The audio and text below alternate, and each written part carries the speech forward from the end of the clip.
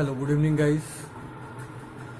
जैसा कि आप सभी लोग जानते हैं, आज पूरा विश्व कोविड-19 की समस्या से ग्रसित है और शिक्षा हमारी बुरी तरह से प्रभावित है। शिक्षा क्या, हर क्षेत्र में हम लोग प्रभावित हैं, लेकिन शिक्षा भी साथ ही साथ बहुत प्रभावित है और ऑफलाइन क्लासेज हम लोग नहीं दे पा रहे हैं आप लोग को। तो इस हालात में हम लोग प्रयास करेंगे कि ऑनलाइन क्लासेज के माध्यम से आप सबकी तैयारी कराई जाए। हमारा मेन फोकस है सुपर टेट पे, बट ये जो चैप्टर हम पढ़ाएंगे, जो बातें आपको बताएंगे, ये अन्य एग्ज़ामों से भी संबंधित होंगे। हर एग्ज़ाम में यहाँ से क्वेश्चन बनेंगे और मेनली फोकस होगा हमारा सुपर टेट पे। तो आज का हमारा टॉपिक है साइंस में केमिस्ट्री। आज हम पढ़ेंगे और केमिस्ट्री में जैसा कि बोर्ड पे लिखा हुआ है, आप लोग देख रहे हैं, पदार्थ एवं पदार्थ की अवस्थाएं के बारे में चर्चा करेंगे। तो आज हम पदार्थ एवं पदार्थ की अवस्थाओं के बारे में डिस्कशन करेंगे। आप सभी लोग जानते हैं कि पदार्थ, बेसिक नॉलेज आपको है कि पदार्थ किसे कहते हैं। तो पदार्थ उन सारी राशियों को कहते हैं, ऐसी सारी राशियाँ जिनमें स्थान घेरने की क्षमता हो और जिनमें द्रव्यमान हो, उन्हें हम बोलते हैं पदार्थ। आपने बेसिक शुरू से ही पढ़ा होगा कि ऐसी सारी राशियाँ जिनमें स्थान घेरने की क्षमता हो और जिनमें द्रव्यमान होता है, उन्हें पदार्थ कहते हैं। तो देखिए, ये हमारा व्हाइट बोर्ड सामने है। ये व्हाइट बोर्ड जो है, ये दीवार के ऊपर लगा हुआ है। तो इस व्हाइट बोर्ड ने दीवार के कुछ एरिया को, कुछ स्थान को घेरा हुआ है। यानी कि ये व्हाइट बोर्ड जो है, कुछ स्थान घेरे हुए है दीवार के ऊपर। और जब इस व्हाइट बोर्ड का हम वजन करेंगे तो इसका कुछ वेट भी आएगा। तो इसे हम पदार्थ कह सकते हैं। क्यों? क्योंकि हमने बताया कि जिनमें स्थान घेरने की क्षमता होती है और जो वजन रखते हैं, यानी द्रव्यमान रखते हैं, उन्हें हम बोलते हैं पदार्थ। तो आइए देखते हैं।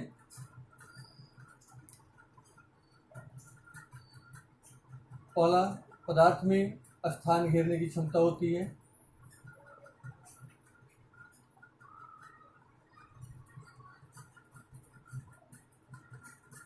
दूसरा, इसमें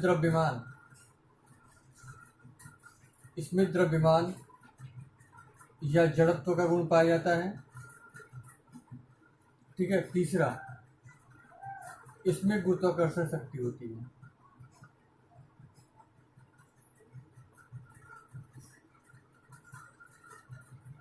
ठीक है। आप बोर्ड पे देख सकते हो कि मैंने 3 पॉइंट्स लिखा हुआ है कि पदार्थ किसे कहते हैं, किसको हम पदार्थ कहेंगे, कैसे पहचानेंगे कोई वस्तु पदार्थ है। तो सबसे पहले हम ये बता देना चाहेंगे कि ब्रह्मांड में जितनी भी वस्तुएं विजुअल हैं, जिनको हम देख सकते हैं अपनी आंखों से, और जितने भी वस्तुएं इनविजुअल हैं, यानी जिन चीज़ों को भी हम देख सकते हैं और जिनको नहीं भी देख सकते हैं, वे सभी पदार्थ के बने होते हैं। ठीक। यानी पूरा यूनिवर्स जो है, पूरा ब्रह्मांड जो है, ये पदार्थों से मिलके बना हुआ है। क्यों? क्योंकि ये इस परिभाषा को फॉलो करते हैं। देखिए, पदार्थ, इनमें स्थान घेरने की क्षमता होती है। इस व्हाइट बोर्ड में स्थान घेरने की क्षमता है, तो ये पदार्थ होगा। इस मार्कर में भी पेन स्थान घेरने की क्षमता है। इसको जहाँ पे भी रखेंगे वो कुछ ना कुछ स्थान को लेगा, ऑक्यूपाई करेगा। तो इस मार्कर में भी स्थान घेरने की क्षमता है, तो इसे हम बोलेंगे पदार्थ। ठीक है। तो स्थान घेरने की क्षमता होती है पदार्थ में। दूसरा, इनमें द्रव्यमान होता है। इस मार्कर को जब हम वेट करेंगे तो कुछ इसका वजन मिलेगा, यानी द्रव्यमान मिलेगा। तो इस मार्कर के अंदर स्थान घेरने की भी क्षमता है और द्रव्यमान भी है। इस वजह से इसे हम पदार्थ कहेंगे। ठीक है। इस व्हाइट बोर्ड के अंदर स्थान घेरने की क्षमता है और इसमें कुछ द्रव्यमान, इसका वजन भी कुछ है, इसलिए इसे भी हम पदार्थ बोलेंगे। यानी ये हुए पदार्थ। ठीक है। तीसरी बात इसमें क्या थी? गुरुत्वाकर्षण शक्ति। प्रत्येक पदार्थ के बीच में एक आकर्षण बल काम करता है, जिसे हम बोलते हैं गुरुत्वाकर्षण।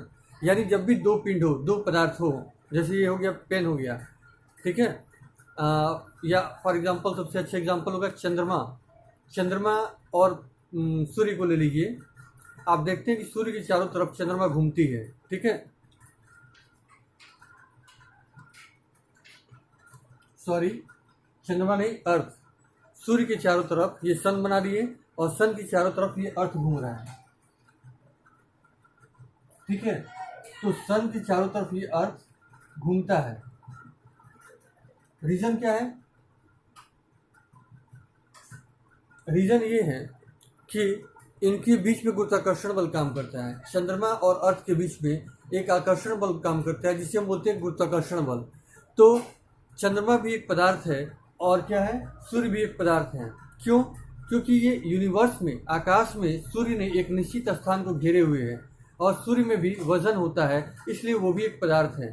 ठीक है, ऐसे ही हमारे अर्थ का भी वजन होता है और वो भी हमारे आकाश में एक स्थान घेरे हुए है, इसलिए हमारा पृथ्वी क्या है, एक पदार्थ है। तो पृथ्वी और सूर्य दोनों ही एक पिंड है, पृथ्वी और सूर्य दोनों ही पिंड है, यानी दोनों ही पदार्थ हैं। और इन दोनों पदार्थों के बीच में एक आकर्षण बल काम करता है जिसे गुरुत्वाकर्षण बल कहते हैं। ठीक है, तो पदार्थों के बीच में क्या होती है, गुरुत्वाकर्षण शक्ति होती है। अलग बात यह है कि किसी पिंड के बीच आकर्षण बल कम होता है और किन्हीं पिंडों के बीच आकर्षण बल ज़्यादा होता है। लेकिन जितने भी पदार्थ हैं, जितने भी पिंड हैं, सबके अंदर गुरुत्वाकर्षण की शक्ति पाई जाती है, किसी में कम किसी में अधिक। ओके, तो देखिए 3 पॉइंट होते हैं। इनमें स्थान घेरने की क्षमता होती है, पदार्थ में द्रव्यमान होता है और गुरुत्वाकर्षण शक्ति पाई जाती है। ये तीनों ही पदार्थ को डिफाइन करते हैं। ओके, तो ये पदार्थ को तीनों ही डिफाइन करते हैं। तो 3 पॉइंट्स याद रखिए जिनमें स्थान घेरने की क्षमता हो। ठीक है, जैसे मनुष्य भी एक पदार्थ ही हुआ। क्यों? क्योंकि हम भी एक स्थान को घेरते हैं, जहाँ बैठेंगे कुछ स्थान लेंगे, जहाँ खड़ा होंगे वहाँ पे कुछ स्थान को ऑक्यूपाई करेंगे। तो मनुष्य भी एक प्रकार का पदार्थ है क्योंकि उसमें स्थान घेरने की क्षमता होती है। और मनुष्य को जब वजन करेंगे तो उसमें भी क्या होता है, द्रव्यमान पाई जाती है। तो मनुष्य के अंदर भी कुछ वेट होती है, स्थान घेरने की क्षमता होती है, इस वजह से वो भी क्या होंगे, पदार्थ ही होंगे। ठीक है, लेकिन अंतर ये है कि हम सजीव पदार्थ हैं, हमारे अंदर जीवन है। और ये व्हाइट बोर्ड जो है ये निर्जीव पदार्थ है, ये भी स्थान घेरा है, इसके अंदर भी भार होता है यानी द्रव्यमान होता है, और हमारे अंदर भी वजन होता है, हम भी स्थान घेरते हैं। लेकिन हमारे अंदर चूंकि जीवन है इसलिए हम सजीव पदार्थ हुए, और इस व्हाइट बोर्ड के अंदर जीवन नहीं है इसलिए ये निर्जीव पदार्थ हुआ। यानी जीवन के आधार पर पदार्थ 2 प्रकार के हो गए। जीवन के आधार पे पदार्थ 2 प्रकार के हो गए, पहला सजीव और दूसरा निर्जीव।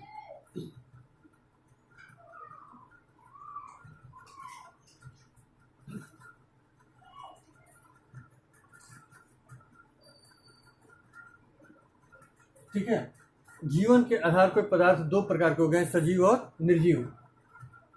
ठीक है, तो चलिए ये तो थोड़ा सा एक्स्ट्रा था।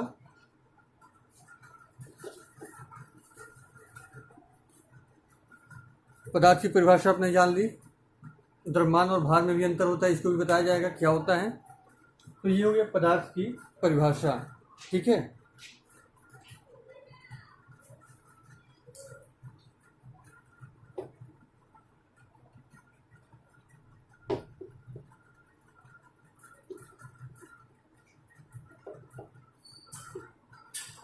अब आते हैं पदार्थ की अवस्थाएं। पदार्थ की अवस्थाएं क्या होती हैं? वैसे जनरली आप लोग पढ़े होंगे कि पदार्थ की 3 अवस्थाएं होती हैं, ठोस, द्रव और गैस। ठीक है, लेकिन हमको पदार्थ की चौथी और 5वीं अवस्था में मिल चुकी है, जिन्हें बोलते हैं प्लाज्मा और बोस आइंस्टीन कंडेंसेट बोलते हैं। यानी पदार्थ की कुल 5 अवस्थाएं होती हैं, ठोस, द्रव, गैस, प्लाज्मा और बोस और आइंस्टीन कंडेंसेट बोलते हैं। लेकिन यहाँ पे अकॉर्डिंग टू सिलेबस हम 3 ही पदार्थों को पढ़ेंगे, ठोस, द्रव और गैस, ये तीनों पदार्थों को पढ़ेंगे। तो आइए हम देखते हैं कि पदार्थ का वर्गीकरण किस प्रकार से किया गया है। तो पदार्थ का वर्गीकरण 2 प्रकारों से किया गया है, एक बाहरी रचना के आधार पे, आउटलुक के आधार पे, और एक इंटरनल संरचना के आधार पे। जब बाहरी संरचना के आधार पे हम पदार्थों को वर्गीकरण करते हैं तो उसे बोलते हैं भौतिक वर्गीकरण, और जब आंतरिक संरचना के आधार पर वर्गीकरण करते हैं तो उसे बोलते हैं रासायनिक वर्गीकरण। क्लियर? तो देखते हैं बोर्ड पे।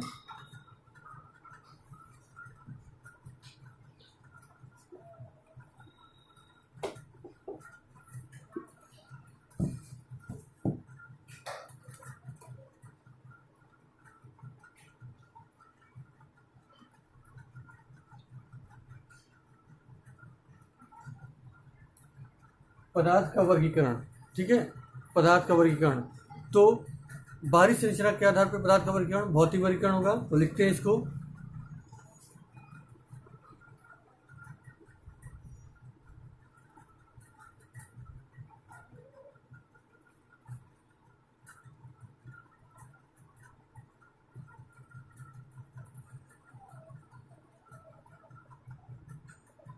और आंतरिक संरचना के आधार पे दूसरा होगा रासायनिक वर्गीकरण।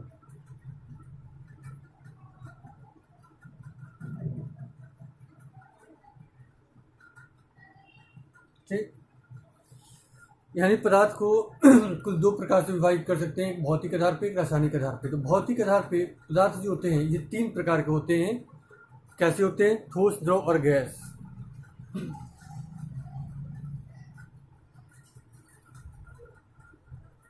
पहला ठोस, दूसरा द्रव और तीसरा गैस।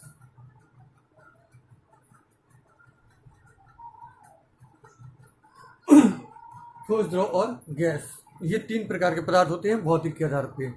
और रासायनिक वर्गीकरण के आधार पे भी ये देखिए कितने प्रकार के होते हैं। ये दो प्रकार के हो जाएंगे, शुद्ध पदार्थ और अशुद्ध पदार्थ।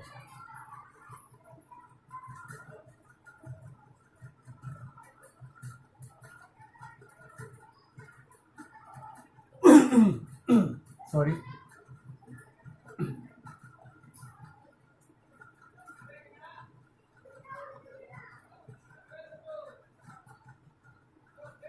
अशुद्ध पदार्थ को हम मिश्रण भी बोलते हैं।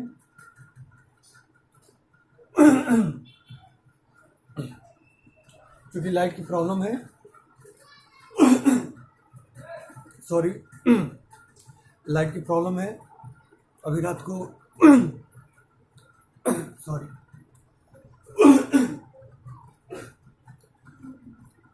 थोड़ी सी अंधेरा होगा क्योंकि अभी रात को 9:05 का समय हो रहा है।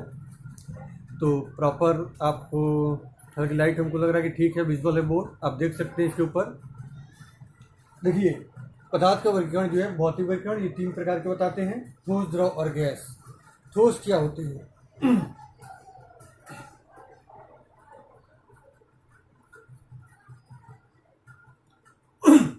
देखिए ठोस में जो होते हैं अणु पास पास होते हैं।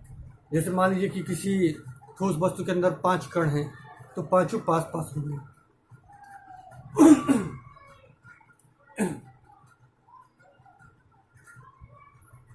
ये पास पास होंगे। ठोस के कण